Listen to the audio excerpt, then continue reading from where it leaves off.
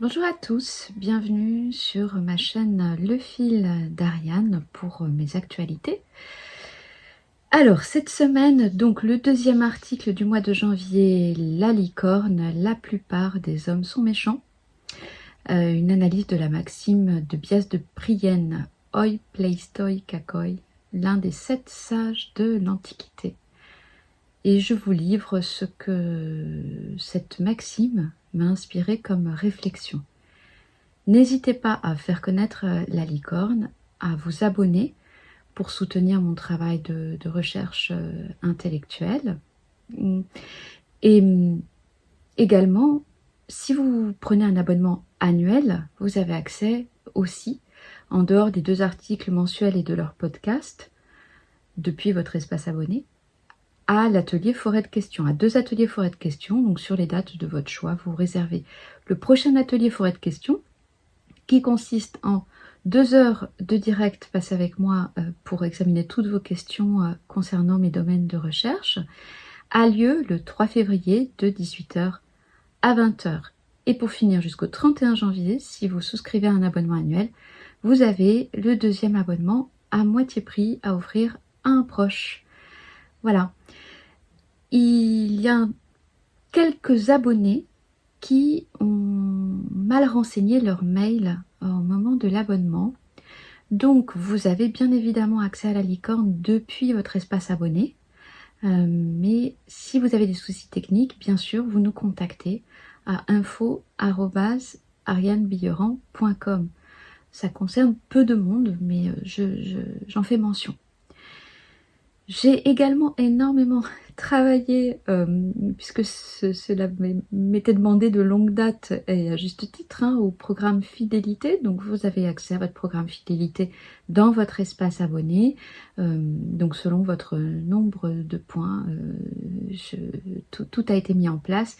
N'hésitez pas là également si vous avez des questions. Concernant philosopher à partir des mythes grecs, donc les 6 modules qui ont commencé en janvier jusqu'au mois de juin, module 1 en janvier. Vous avez donc, si vous vous inscrivez, une série de vidéos à voir, et à la fin de chaque module, de chaque mois, nous avons ensemble un atelier en direct. Donc cet atelier a lieu le samedi 25, ce samedi, de 15h à 17h.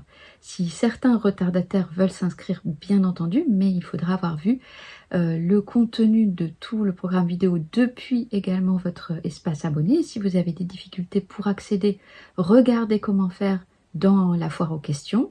Tout est clairement expliqué avec des vidéos. Là aussi, nous avons quelques petits soucis dans des mails d'inscription. Très peu de personnes, mais signalez-vous si c'est le cas.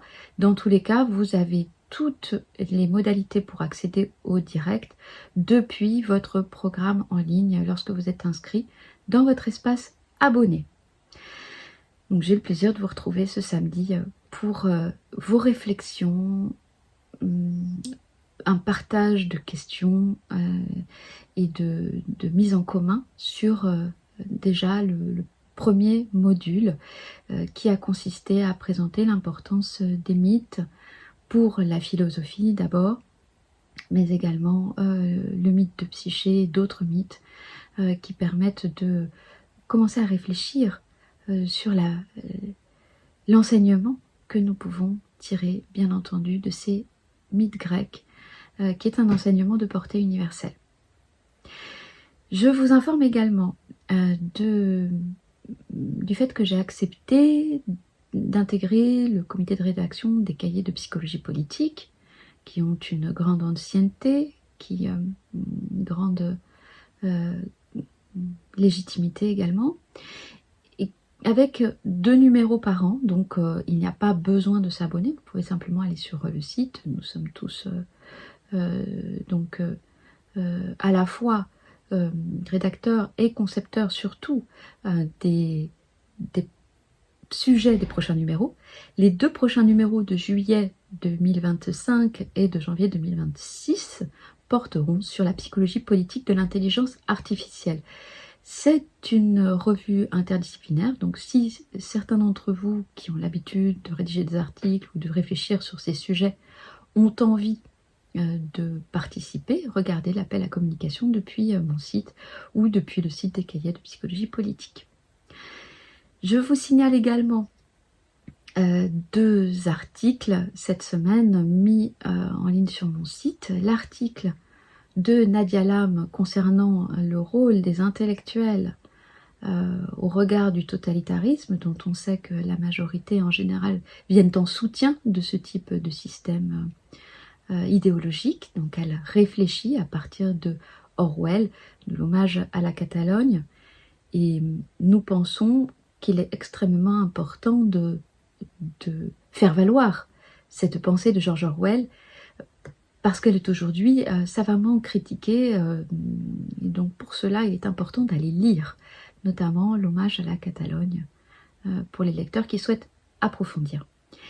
Également un article de Diane des Dépêches Citoyennes. Donc l'article de Nadia Lam fait mention, bien entendu, de mes travaux sur la psychopathologie de la paranoïa et la psychopathologie du totalitarisme, 2 livres que vous pouvez vous procurer, surtout que Psychopathologie de la paranoïa en est à sa 3e édition augmentée.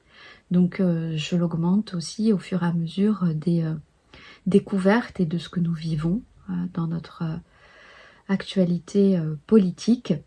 Et Psychopathologie du totalitarisme, bien sûr, en est un complément, enfin les 2 se complètent, puisque d'après mes recherches, qui ont donc commencé il y a 20 ans, sur le sujet, même davantage, mais je vais dire en tout cas mes recherches publiées, ont commencé il y a 20 ans, la paranoïa est la pathologie collective qui sert le système totalitaire. Donc il faut bien comprendre qu'il y a 3 briques. La première, c'est effectivement comprendre la psychopathologie de la paranoïa, qui est cette folie contagieuse. J'ai parlé de contagion délirante il y a très longtemps, j'ai posé ce concept-là. Et pour comprendre comment fonctionne donc le totalitarisme, la psychopathologie du totalitarisme, et il y a aussi le harcèlement qui est la méthode. J'avais parlé du harcèlement en tant que chef-d'œuvre de la paranoïa. Et pour comprendre le harcèlement, il y a mes livres sur le harcèlement, mais aussi donc cet article de Diane des Dépêches Citoyennes qui s'est attelée, et je l'en remercie, à approfondir mes travaux dans le détail, à partir d'une compilation et d'une condensation que j'ai faite dans 2 livres qui s'intitulent Tout sur le harcèlement. Je vais continuer de cette année de faire connaître, faire reconnaître aussi ces travaux qui, encore une fois, ont commencé dans leur écriture en 2005, puisque le harcèlement moral est paru en 2006. Je n'ai pas changé la définition que j'en ai donnée à l'époque. Je l'ai envisagé comme un phénomène de groupe, et c'était vraiment mon premier abord. Et ensuite, c'est-à-dire pas seulement un phénomène entre un méchant harceleur et un gentil harcelé, un phénomène de groupe. Et ce phénomène de groupe, je n'ai cessé d'étudier les mécanismes et les processus qui conduisent à du harcèlement, donc dans des groupes, dans des institutions, dans des entreprises et bien sûr au niveau de l'État. Donc, étant entendu que le harcèlement est la méthode de mise en place du pouvoir totalitaire, mais également la condition pour qu'il perdure. Voilà. Ensuite, je pense que c'est très important de regarder ce travail et de l'approfondir, parce qu'aujourd'hui nous sommes dans une société du spectacle, et c'est également valable pour les travaux intellectuels. Beaucoup de gens papillonnent, mais également beaucoup d'intellectuels papillonnent en réalité, citent ça et là des concepts, etc., mais ne font plus les liens. Or, penser, c'est faire des liens. C'est d'ailleurs la définition de l'intelligence. C'est faire des liens et faire des liens inédits. Donc, il est important de mettre en cohérence et de comprendre également que dans cette société du spectacle sont mis en valeur, en réalité, tous les discours qui empêchent la pensée. C'est la raison pour laquelle celui dont la parole dérange, parce qu'il incite à penser de manière cohérente et incite à l'autonomie de la pensée et à l'esprit critique. Bien sûr, est boudé hein, dans les médias et on préfère médiatiser bien entendu des avatars moins subversifs mais surtout qui encouragent un confort ou un confort qui est un conformisme de la pensée. Donc c'est exactement la démarche inverse à la mienne. Rien ne remplace la lecture. Lisez. Lisons tous le plus possible dans cette société des écrans. Dernier point, les séjours, les académies néoplatoniciennes. Contactez-nous si vous êtes intéressés. Toscane, 12 au 19 avril, on a eu un désistement, donc voilà, on a des gens qui nous contactent, mais si vous voulez aussi en savoir plus, contactez-nous. Et la Crète du 30 avril au 10 mai. Voilà, donc des séjours dans la bonne humeur qui allient l'étude, les visites et je cherche toujours à mettre en place une cohérence dans ce que nous allons étudier.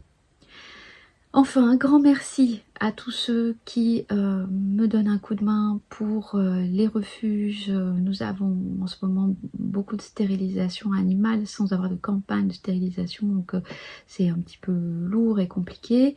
Nous avons recueilli encore des chiots qui venaient de naître dans la rue, donc c'est un travail de très longue haleine, de longue durée. Bien entendu, nous ne pouvons pas cesser cet engagement au regard des animaux qui sont dans les deux refuges, donc nous en avons aujourd'hui plus de 70 chiens et chats, plus ceux que nous nourrissons en envoyant des sacs de nourriture aux familles qui n'ont pas les moyens de nourrir leurs animaux domestiques ou aux personnes âgées qui n'ont pas de retraite mais qui ont des animaux de compagnie. Donc n'hésitez pas, encore une fois, à nous donner un petit coup de main sur voilà, la campagne en ligne qui existe donc depuis... c'est une action qui existe bientôt depuis 5 ans. Donc merci pour tous les coups de pouce que vous nous avez donnés. Et voilà, du fond du cœur, merci de la part de toute la petite équipe bénévole, de la personne, merci aussi à la personne qui s'en occupe en France, qui s'occupe voilà, de récolter les fonds, de les envoyer donc à la petite fondation de quartier pour laquelle je suis bénévole. Voilà.